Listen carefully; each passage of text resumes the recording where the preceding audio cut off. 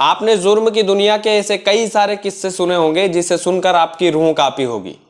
चाहे वो श्रद्धा murder case हो जिसमें एक प्रेमी अपनी प्रेमिका के 35 टुकड़े करके फ्रिज में डाल देता है और एक एक करके जंगल में फेंकता है। चाहे वो प्रीति राठी हत्याकांड हो जिसमें एसिड अटैक एक खुलेआम एक आदमी अपने प्रेमिका के ऊपर डाल देता है। चाहे वो किसी भी तरह का हत्याकांड हो, हर एक हत्याकांड की एक ऐसी कहानी होती है जो अपनी रूह कपा देती है। लेकिन आज की कहानी में एक ऐसी कहानी है जिसमें आपकी रूह नहीं कांपेगी, आपका शरीर भी कांप उठेगा। उसे कहा जाता है तंदूर हत्याकांड। जी हाँ, वही तंदूर हत्याकांड जिसने दिल्ली के साथ साथ पूरे देश का दिल दहला दिया था। इसको तंदूर हत्याकांड इसलिए कहा जाता है क्योंकि इसमें एक औरत के शव को तंदूर में भून दिया गया था। वही तंदूर जिसमें हम होटल में खाना खाते हैं, वही तंदूर जिसमें तंदूरी रोटी हम ऑर्डर करते हैं तो बनती है। आज की कहानी में उसी तंदूर हत्याकांड की पूरी कहानी में सुनाऊंगा। मेरा नाम कृष्णपाल राठौर है और आप क्राइम बुक देख रहे हैं। यह हमारा नया चैनल है, आप इसे सब्सक्राइब जरूर करें। कहानी की शुरुआत करते हैं गोल मार्केट से। गोल मार्केट के फ्लैट नंबर 8/2A से।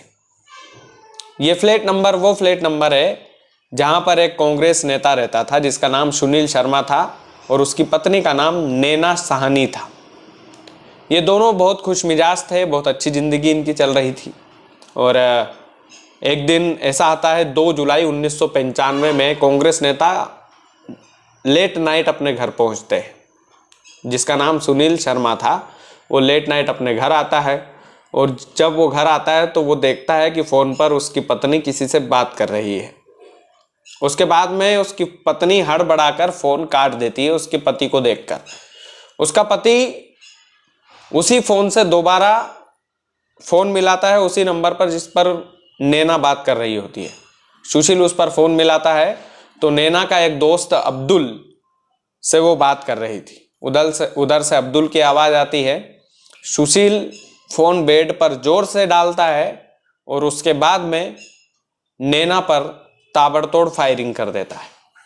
फायरिंग में नैना की मौत हो जाती है। अब नैना को ठिकाने लगाने के लिए अब्दुल जुगाड़ लगाता है, माफ़ कीजिएगा, नैना को ठिकाने लगाने के लिए सुशील जुगाड़ लगाता है। और उसके बाद में सुशील शर्मा ने जो कुछ किया, पूरे देश का दिल उससे दहल गया। दरअसल सुशील दिल्ली के कनॉट प्लेस पर एक होटल भी चलाता था जिसका नाम था बगिया रेस्तरां।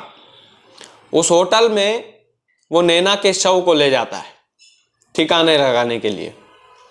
और होटल जाते जाते उसके दिमाग में एक आइडिया आता है कि वो उसकी पत्नी का शव टुकड़े टुकड़े करके तंदूर में डाल दे जिससे किसी को पता ना चले।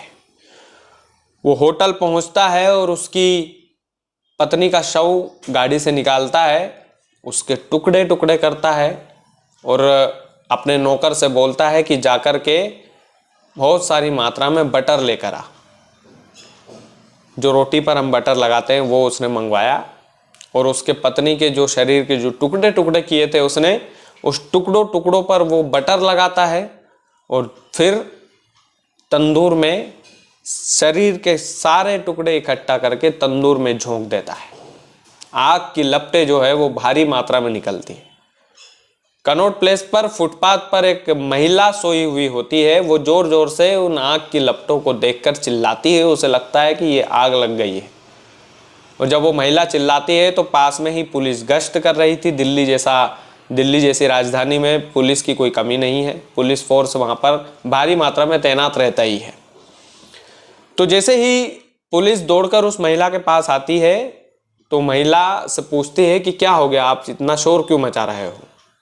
तो आंखों ही आंखों में तंदूर के धुएं की तरफ इशारा करती है। पुलिस के 2 सिपाही उस होटल के अंदर घुसते हैं और वो देखते हैं कि तंदूर में रोटियां तो नहीं बन रही है, नहीं तो इतनी आग नहीं लगती। वो तंदूर की आग को बुझाते हैं और होटल के मैनेजर को गिरफ्त में लेते हैं। उसके बाद में तंदूर में से जब वो देखते हैं कि एक शव जल रहा है तो उनकी आंखें फटी की फटी रह जाती है। आग को बुझा करके वो शव के टुकड़े टुकड़े बाहर निकालते हैं, बेंच पर रखते हैं। मीडिया वाले तमाम सारे चैनल वहाँ पर होते हैं और मीडिया वाले भी हैरत में पड़ जाते हैं कि ऐसा कैसे हो सकता है। शुरुआत में तो पुलिस वाले भी सोचते हैं कि इस महिला को जिंदा जलाया गया है। पहले टुकड़े टुकड़े किए गए हैं, उसके बाद जिंदा जलाया गया है। उसके बाद में पुलिस को ज़्यादा समय नहीं लगता है, पोस्टमार्टम रिपोर्ट आती है, पोस्टमार्टम होता है और उसके बाद में पता चलता है कि पहले गोली लगी, उसके बाद में इस महिला के टुकड़े टुकड़े किए गए। उसके बाद में हफ्ते भर तक सुशील जो है वो फरार रहता है। पुलिस को आता देख सुशील रेस्टोरेंट से फरार हो जाता है, इसलिए मैनेजर को जो है वो गिरफ्त में लेते हैं पुलिस वाले। हफ्ते भर तक छानबीन चलती है, दिल्ली के अंदर से ही सुशील शर्मा को गिरफ्तार कर लिया जाता है। गिरफ्तारी में वो पूरा कांड सुनाता है कि उसके दोस्त से वो बातचीत कर रही थी, तमाम सारी चीज़ें थी। उसके बाद में सुशील शर्मा से भारी मात्रा में पूछताछ जब होती है, टाइट पूछताछ जब होती है, जब बाई टू बाई एक एक चीज़, एक एक कहानी वो बताता है कि उस रात में आया था और उस रात फ़ोन पर बात कर रही थी नैना, और मुझे वो बात सहन नहीं हुई, इसलिए मैंने ताबड़तोड़ फायरिंग की। ताबड़तोड़ फायरिंग में उसकी मौत हो गई। उसके शरीर को ठिकाने लगाने के लिए मैंने टुकड़े टुकड़े किए और फिर तंदूर में बटर लगा करके झोंक दिए। मीडिया की हेडलाइन और रेडियो की आवाज़ उन दिनों देश में सुनाई दी और ये तंदूर हत्याकांड, इस कांड का नाम दिया गया। और तंदूर हत्याकांड ये ऐसे ही नहीं बना, ये तंदूर हत्याकांड बनाने में उस सुशील शर्मा का पूरा हाथ था। और वो सुशील शर्मा जो कांग्रेस नेता था, उस समय यूथ कांग्रेस में जुड़ा हुआ था, तो उसे कहीं ना कहीं घमंड भी था, क्योंकि दिल्ली जैसी राजधानी में यदि आप नेता हैं तो आपकी झांकी तो रहती ही है। और ये तंदूर हत्याकांड धीरे धीरे देश की हेडलाइन बना, पूरे देश में चर्चा का विषय बना कि कांग्रेस नेता ने तंदूर में अपनी पत्नी को जला दिया। और ये राजनीति का हिस्सा भी हो गया, क्योंकि वो कांग्रेस से जुड़ा हुआ था वो नेता, इसलिए भारतीय जनता पार्टी ने इसको बढ़ चढ़कर उठाया भी और इसकी चर्चा भी खूब हुई। उसके बाद में 23 साल की सज़ा सुशील शर्मा को होती है और हाल ही में सुशील शर्मा रिहा भी हुआ है 23 साल बाद उस केस में। और मीडिया को इंटरव्यू देते हुए वो बड़ा पछताता भी है कि ये मैंने बड़ा बेकार काम किया था, अपनी पत्नी को जिंदा जलाया था, उसे बहुत पछतावा। उसकी ज़िंदगी पूरी खप गई जेल में। 23 साल एक लंबा सफ़र होता है, लेकिन 23 साल इस हत्याकांड के लिए बहुत कम सज़ा थी। सज़ा और ज़्यादा होना थी, आजीवन कारावास हो सकता था, लेकिन नहीं हुआ।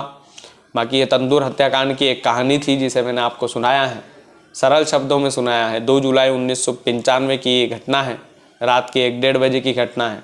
उसके बाद में फिर तंदूर में झोंका जाता है, तमाम सारी चीज़ें जो मैंने आपको सुनाई हैं। तो ये तंदूर हत्याकांड था। मेरा नाम कृष्णपाल राठौर है, ये क्राइम बुक का चैनल है। इसमें हम सरल शब्दों में बड़ी कहानियाँ सुनाते हैं। हमें उम्मीद है कि आप इन कहानियों को पसंद करते होंगे। बाकी वीडियो को ज़्यादा से ज़्यादा शेयर कीजिएगा। चैनल यदि आपने सब्सक्राइब नहीं किया है तो प्लीज़ कर लीजिएगा।